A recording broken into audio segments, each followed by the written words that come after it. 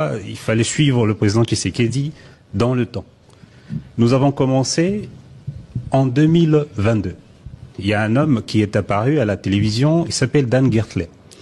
Vous regardez à l'époque, il signe un contrat de restitution des actifs au gouvernement congolais. Puisque lui, en ce moment-là, il cherche à supprimer les sanctions américaines qui pèsent contre lui. Et qu'on l'accuse de corruption. Corruption et ainsi de suite. En ce moment-là, il remet parmi les actifs les plus lucratifs, en fait, que nous avons dans le pays. Puisque notre cartographie, elle est définie. Nous n'avons pas eu beaucoup d'investissements dans la recherche depuis un long moment. Et donc, nous n'avons que ça. C'est pour ça que Moïse Katumbi disait qu'il n'y en avait plus. 2022 jusqu'à ce que, je crois, en 2024, Dan Gertler signe officiellement et remet. Je pense que Moïse Katumbi n'avait pas à l'idée, quand il parlait, il n'avait pas fait référence à cette réalité-là. Et donc, en remettant ces actifs aux mains du gouvernement, le gouvernement a de quoi discuter avec les autres. Ça, c'est l'un des aspects. Mais l'autre aspect, les actifs se revendent. Avant que les Chinois arrivent, il y avait des Américains au Congo qui sont partis en revendant leurs actifs. Freeport qui est devenu TFM. Voilà, il y avait même une grosse polémique. La Gégamine à l'époque s'opposait. Les actifs s'achètent, ça revend. Le président Félix Tshisekedi a eu une interview sur Fox News où il disait effectivement les Américains lui posaient la question, mais vous avez déjà des Chinois, pourquoi vous cherchez encore?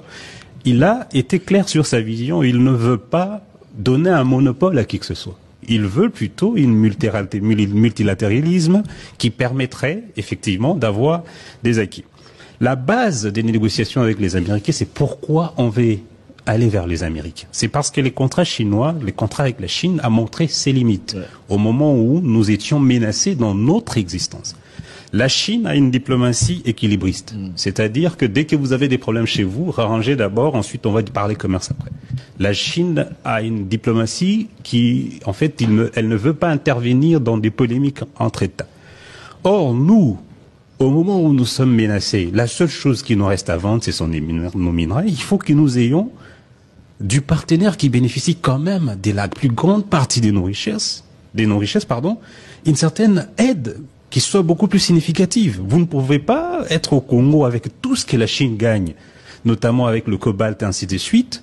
Et puis, lorsque le Congo est menacé, vous commencez à être incapable de citer ne serait-ce que l'agresseur du Congo. Là, il y avait un problème fondamental. Et deuxièmement, au moment où nous sommes confrontés à cette problématique, nous nous sommes rendus compte qu'on n'a pas de moyens. Évidemment, l'armée, tout ça, on a peut-être tendance à le dire, infiltré, on n'achète pas assez des armes, mais ça coûte énormément. L'autre problème, c'est que la réponse économique, il faut des investissements, il faut qu'on construise des routes et ainsi de suite. Et la Chine est là depuis 2006. On sait ce que c'est, même on va parler de gouvernance, mais on sait à quoi tourne la coopération chinoise, entre autres. Et donc, avec ces données, notamment la capacité de revendre avec les actifs que Dan Gertler cède au gouvernement, le président Félix Tshisekedi est allé vers les Américains en disant, écoutez, moi je vous offre en réalité la possibilité de répondre à vos problèmes, puisque les Américains aussi ont un problème aujourd'hui. Donald Trump a essayé avec sa politique sur les tarifs, il a rapidement compris l'interdépendance. Et la balance économique est en défaveur des États-Unis, entre les États-Unis et la Chine. Et donc il a compris rapidement qu'ils ont besoin de contrebalancer. C'est pour cela qu'ils viennent chez nous. Et donc, voici la réponse que nous avons pu apporter aux Américains, l'intérêt qui vise, en fait, qui aboutit ou qui pourra aboutir vers cet accord qui arrive. Et tout cela, vous dites que vous insinuez que Dan Gertler a remis ses actifs connaissant la volonté de la RDC de vouloir avoir quelque chose à négocier avec les États-Unis?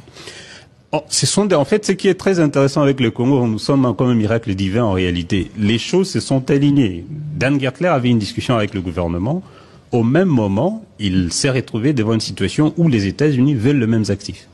Et donc, on a commencé à discuter avec chacun dans ses intérêts. Il y a eu, d'ailleurs, des ONG ont dénoncé cela. Il y a eu un accord avec, un montant que le gouvernement lui a payé forfaitairement. Et puis, lui, dans sa quête pour faire lever ces sanctions, il continue de discuter avec les autorités américaines de manière séparée. Oui, mais